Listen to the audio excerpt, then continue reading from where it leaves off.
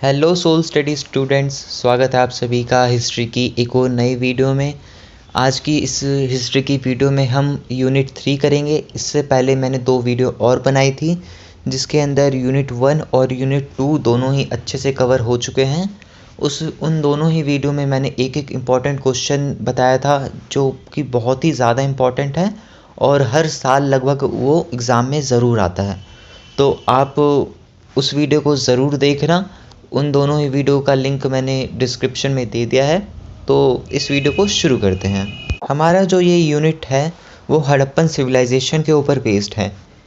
इस यूनिट में हम हड़प्पन सिविलाइजेशन की origin, extent, town planning, economy, religion, society, decline और बहुत कुछ ही डिस्कस करने वाले हैं।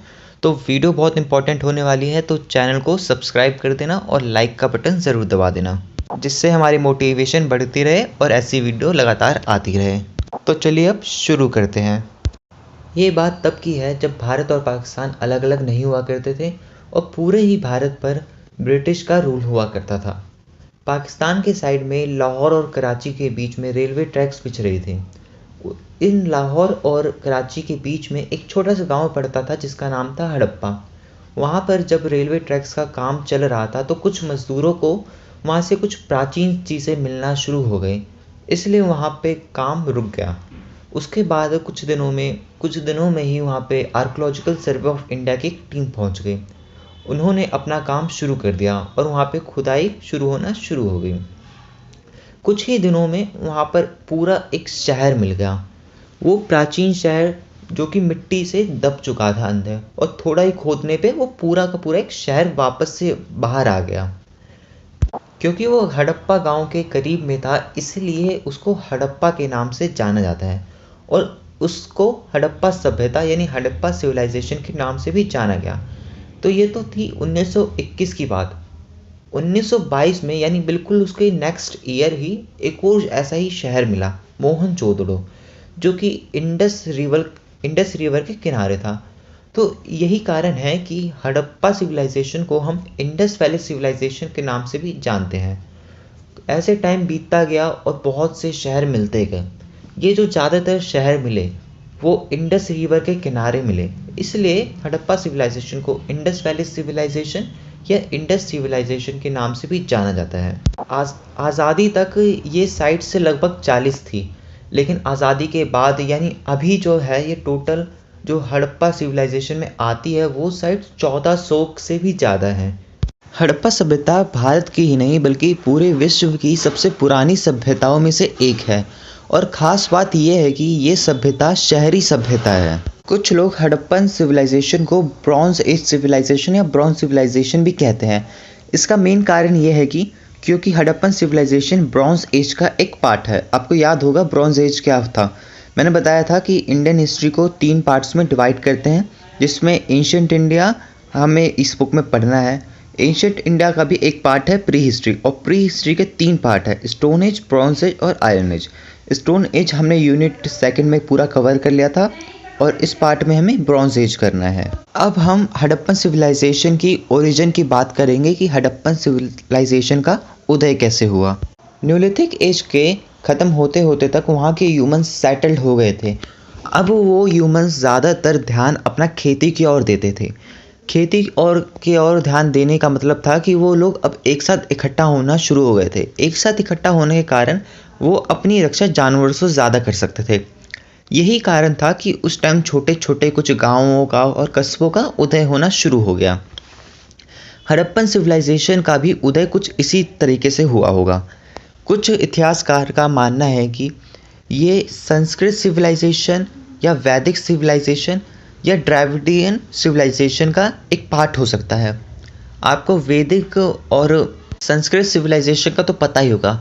द्रविडियन सिविलाइजेशन का मैं बता देता हूँ। द्रविडियन सिविलाइजेशन वो सिविलाइजेशन है जो कि द्रविडियन लैंग्वेज बोलती है। द्रविडियन लैंग्वेज में आ जाती है कन्नड़, मलयालम, तेलुगु, तमिल, कुछ इस तरीके की लैंग्वेज। लेकिन इतिहासकारों ने जो वैदिक और संस्कृत सिविलाइजेशन का एक पार्ट बताया था उनको रिजेक्ट कर दिया गया क्योंकि कोई भी एविडेंस नहीं मिले। इसलिए हम कह सकते हैं कि हम मान सकते हैं कि जो हड़प्पन सिविलाइजेशन है वो एक द्रविडियन सिविलाइजेशन का एक पार्ट हो सकता है।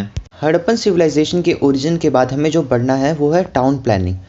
टाउन प्लानिंग उन सब की हड़प्पन सिविलाइजेशन में सेम नहीं थी। मैंने बताया कि 1400 से ज़्यादा साइट मिली है, तो जो उन सब की टाउन प्लानिंग है वो बिल्कुल सेम नहीं है, लेकिन जो कॉमन पॉइंट्स है हमें वो पढ़ना है।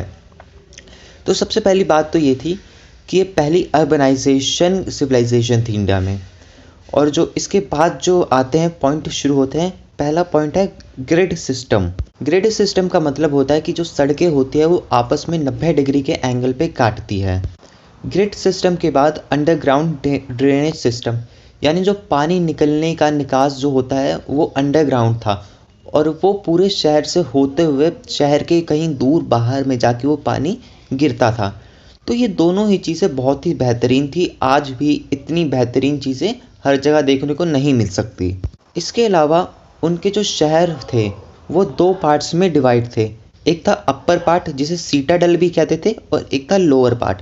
माना ये जाता है कि अपर पार्ट में हाई क्लास के लोग रहा करते होंगे और लोअर पार्ट में लेबर क्लास के लोग। उनके जो घर हुआ करते थे उनके एंट्रेंस यानी जो प्रमुख दरवाज़ा होता है वो साइड में हुआ करता था और कोई भी विंडो मेन स्ट्रीट को फेस नहीं करती थी। साथ ही वहाँ पर जो पके हुए ईंटों का इस्तेमाल हुआ था घर बनाने को, और कोई भी स्टोन की बिल्डिंग, पत्थरों की इमारतें नहीं मिली थी। कुछ सीढ़ियाँ भी मिली गई है जिससे ये साबित होता है कि हो सकता है कि उस टाइम पर 2 मंजिला या 3 मंजिला मकान भी हुआ करते हों। इन शॉर्ट हम कह सकते हैं कि हड़प्पन सिविलाइजेशन की टाउन प्लानिंग बहुत ही बेहतरीन रही थी। टाउन प्लानिंग के बाद हमें पढ़ना है इकोनॉमी की, वहाँ पे अर्थव्यवस्था वहाँ पे कैसी थी। तो हमने इकोनॉमी को 2 पार्ट में बांट दिया। एक में एग्रीकल्चर रखा है और दूसरे में ट्रेड। तो उस समय का मुख्य व्यवसाय कृषि ही था। कृषि में वो वीट, बार्ली, ज्वार, मस्टर्ड, सीसम और बहुत कुछ उगाया करते थे। और ये भी माना जाता है कि इंडस वैली सिविलाइजेशन दुनिया की पहली ऐसी सिविलाइजेशन है जिन्होंने कॉटन उगाने की शुरुआत करी। साथ ही ये भी माना जाता है कि जो चावल के जो एविडेंस वहाँ से मिले हैं वो मानते हैं कि सबसे पहले जो चावल उगाने की शुरुआत थी वो भी इंडस वैली सिविलाइजेशन के ही द्वारा ही शुरू हुई थी। अब एग्रीकल्चर के बाद हम बात करेंगे ट्रेड की, यानी व्यापार। तो व्यापार उस समय बार्टर सिस्टम के ऊपर बेस्ड था, यानी उस समय मुद्रा की खोज नहीं हुई थी। लोग एक चीज़ के बदले दूसरी चीज़ बेचा करते थे और ख़रीदा करते थे। बुल कार्ट्स और बोट्स के सहारे, यानी बैलगाड़ी और कुछ नावों की मदद से उनका वो ट्रांसपोर्टेशन का काम हुआ करता था। जो ट्रेड रिलेशन था वो मेसोपोटामिया के साथ था और अफ़गानिस्तान के कुछ इलाकों में साथ था। मेसोपोटामिया भी उस समय की एक सिविलाइजेशन है, जैसे कि एक हड़प्पन सिविलाइजेशन है। और वो बेचा क्या करते थे, तो सिंपल सी बात है, कोई इंडस्ट्री का प्रोडक्ट तो नहीं होगा, एग्रीकल्चरल प्रोडक्ट ही वो आपस में बेचा करते थे। अब बात करेंगे कि वहाँ की सोसाइटी कैसी थी। तो ये पहली अर्बनाइजेशन है इंडिया में। साथ ही सोसाइटी में इक्वालिटी थी, वहाँ की सोसाइटी में समानता थी। कुछ इतिहासकारों का ये भी मानना है कि वो सोसाइटी मैट्रिलचर थी, यानी महिला प्रमुख वो सिविलाइजेशन थी। इसके पीछे कारण ये है कि जो वहाँ से कुछ मूर्तियाँ मिली है वो औरतें यानी कुछ देवियों की मिली है। सोसाइटी को यहीं ख़त्म करते हैं और शुरू करते हैं रिलीजन। तो सबसे बड़ी बात यह है कि उस समय कोई भी मंदिर नहीं मिला गया। वहाँ पे कुछ भगवान की मूर्तियाँ मिली ज़रूर, लेकिन मंदिर कोई नहीं था। मूर्तियों में एक देवी की मूर्ति मिली थी जिसको मातृ देवी या शक्ति के नाम से जाना जाता है। साथ ही वहाँ पे पशुपति महादेव की भी मूर्ति मिली थी। वो लोग प्रकृति की पूजा करते थे। ये किन बातों से साबित होता है, क्योंकि वो लोग पेड़ की पूजा करते थे। पीपल का पेड़, जिसे फिक्सस रिलीजियोसा कहा जाता है, आप सिंपल पीपल भी लिख सकते हैं।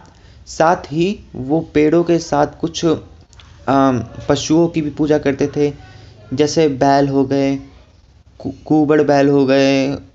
साथ ही एक यूनिकॉर्न शायद आपको पता होगा, ये एक इमेजिनरी, इसको एक मानते हैं कि ये इमेजिनरी एनिमल है जो एक घोड़े की तरह होता है और उसके सर पे एक सींग होती है और ये उड़ता है। साथ ही ये आग की भी पूजा करते थे, क्योंकि कुछ हवन कुंड भी मिले हैं।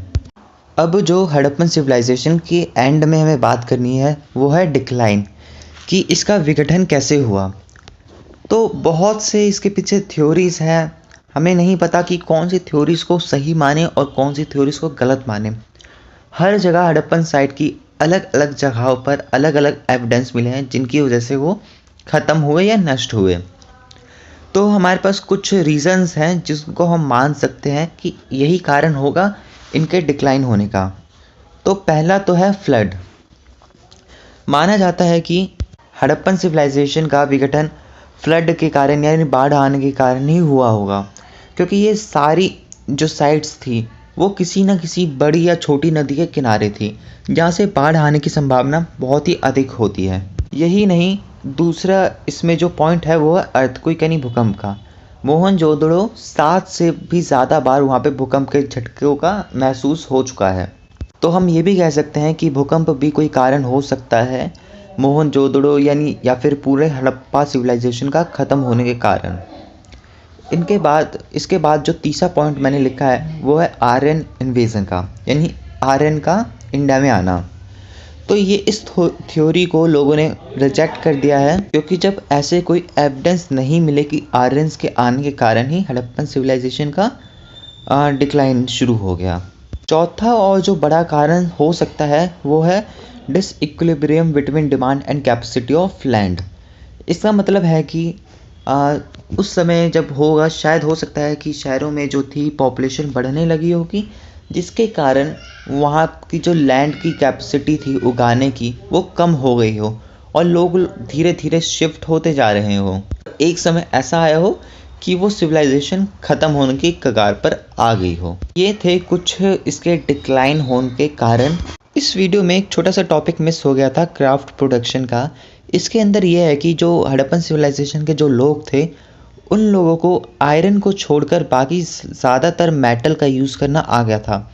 बाकी ज़्यादातर मेटल में आ जाते हैं जैसे कॉपर, ब्रॉन्ज, आयरन नहीं, गोल्ड और सिल्वर। उस टाइम गोल्ड और सिल्वर का यूज़ भी होने लग गया था। ज़्यादातर वो गहने आभूषण के लिए ही यूज़ हुआ करते थे। जब ये बात तब पता लगी है जब कुछ कब्रें वहाँ से मिली है, जो कुछ मृत औरतों की जो कब्रें मिली है उनसे उनके शरीर पर कुछ गहने भी मिले हैं। तो गहने वहाँ पर चांदी के, सोने के और कुछ मोतियों के हार भी मिले हैं। और वो इन मेटल का यूज़ कुछ मूर्ति बनाने में भी यूज़ करा करते थे। वहाँ से बहुत सारी मूर्ति भी बरामद हुई है, जिनमें से डांसिंग गर्ल के नाम से एक मूर्ति बहुत ही ज़्यादा फेमस हुई है। साथ ही जो मदर गॉडेस की भी मूर्ति थी वो भी एक मेटल की बनी हुई थी। और लॉर्ड पशुपति जो कि गॉड ऑफ एनिमल्स माने जाते हैं, उनकी भी सील जो थी वो किसी मेटल से ही बनी हुई है। तो इस यूनिट का यहीं पर एंड करते हैं और इसके बाद शुरू करते हैं इससे कुछ इम्पोर्टेंट क्वेश्चन। तो लगभग 2 तरीके से इसके क्वेश्चन पूछे जाते हैं, या तो टाउन प्लानिंग, इकोनॉमी, इसके ऊपर छोटा सा शॉर्ट नोट आ जाता है या लिखने आ जाता है इनके ऊपर एक ऐसे। इसके अलावा जो आता है हड़प्पन सिविलाइजेशन से रिलेटेड वो होता है इनका ओरिजिन और इसका एक्सटेंशन। तो हम ये दोनों ही क्वेश्चन इस वीडियो में आगे डिस्कस करने वाले हैं। तो शुरू करते हैं short note on Harappan town planning. तो हमारा आंसर कुछ इस तरीके का होगा कि हड़प्पन सिविलाइजेशन दुनिया की सबसे पुरानी सभ्यताओं में से एक है और ये साउथ एशिया की पहली अर्बनाइजेशन सिविलाइजेशन है। 1400 से भी ज़्यादा साइट फाउंड हो चुकी है और जिसके कारण यहाँ पे सारे के सारे सब में सेम फीचर नहीं मिले हैं, लेकिन कुछ ऐसे फीचर हैं जो हम डिस्कस करेंगे, जिनमें से पहला फीचर है ग्रिड सिस्टम। ग्रिड सिस्टम का मतलब होता है कि जो सड़कें होती हैं या फिर जो गलियां होती है वो आपस में एक दूसरे को बराबर बराबर एंगल पर काटती है, यानी 90 डिग्री के एंगल पे काटती है। इसके बाद जो अगला पॉइंट होगा वो होगा underground drainage system. Underground drainage system जो था वो सभी घरों को, जो टाउन में जितने भी घर थे वो आपस में एक दूसरे को कनेक्ट करता था और आखिरी में जो उसका एग्जिट पॉइंट होता था वो टाउन के बाहर हुआ करता था और जितना भी गंदा पानी जाता था वो टाउन के बाहर जाके गिरता था।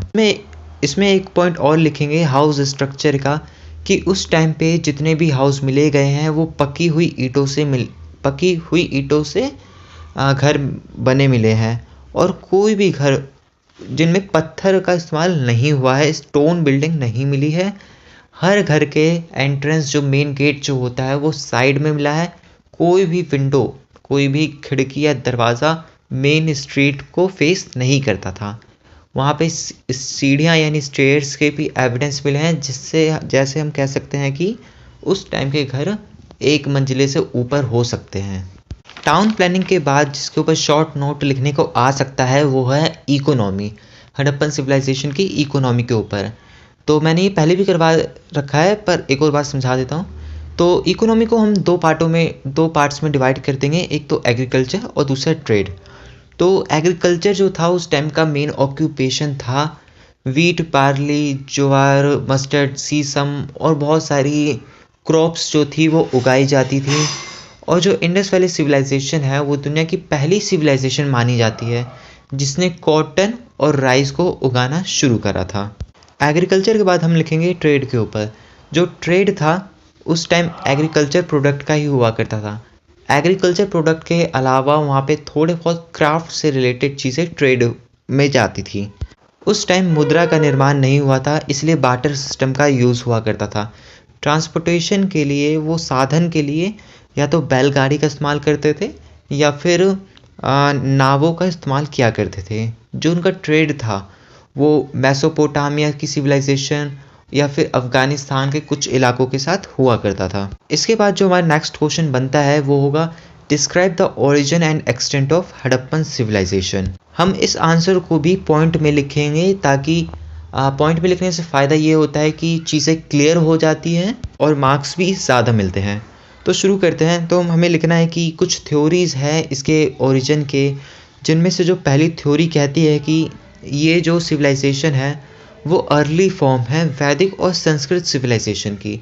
लेकिन इस थ्योरी को हिस्टोरियंस ने रिजेक्ट कर दिया, क्योंकि जब कोई भी एविडेंस और ट्रेडिशनल जो कल्चर होते हैं वो दोनों में मैच नहीं हुए, इस कारण से वैदिक और संस्कृत सिविलाइजेशन का ये पार्ट नहीं माना जाता है। एक दूसरी थ्योरी है, रशियन और फिनलैंड के रिसर्चर ने बताया था कि ये theory Dravidian origin, proto Dravidian origin हो सकती है। मैंने वीडियो के अंदर पहले ही बता दिया कि ड्राविडियन ओरिजिन यानी ड्राविडियन सिविलाइजेशन क्या थी। इसके बाद हमें जो लिखना है वो है एक्सटेंशन ऑफ हड़प्पन सिविलाइजेशन। तो इसके भी कुछ पार्ट्स हैं। हम लिख सकते हैं कि कुछ बिलीफ्स हैं जो कि नेचुरल इन्वायरमेंटल फैक्टर्स हैं। एक्सटेंशन में सबसे पहला जो बड़ा कारण आता है वो है फ्लड। फ्लड बहुत मुख्य कारण है, क्योंकि ये सारी जो सिविलाइजेशन है वो साइट्स हैं वो नदियों के किनारे मिली है, छोटी हो या बड़ी नदी के किनारे ये मिली है। यही कारण है, हो सकता है कि बाढ़ आने के कारण ही ये सिविलाइजेशन ख़त्म हुई हो। दूसरा जो पॉइंट लिख सकते हैं वो है अर्थक्वेक का। मोहनजोदड़ो और बहुत सी ऐसी साइट्स हैं जहाँ पे अर्थक्वेक के एविडेंस मिले हैं।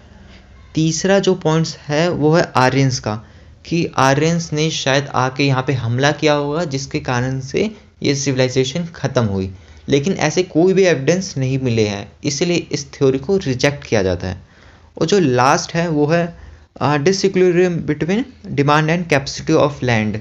इसका सीधा सा मतलब ये निकलता है कि पॉपुलेशन बढ़ती गई और वहाँ के रिसोर्स कम होते गए, इस कारण से इस सिविलाइजेशन का धीरे धीरे करके पतन हो गया। तो इन दोनों क्वेश्चन का एंड यहीं होता है। आई होप आपको वीडियो अच्छी लगे। अगर आपकी कोई क्वेरी है, कोई डाउट है तो कमेंट में पूछना, और यूनिट 1 और 2 ज़रूर देखना। नए हो तो सब्सक्राइब कर देना और लाइक का बटन ज़रूर दबाना। Thank you, have a nice day.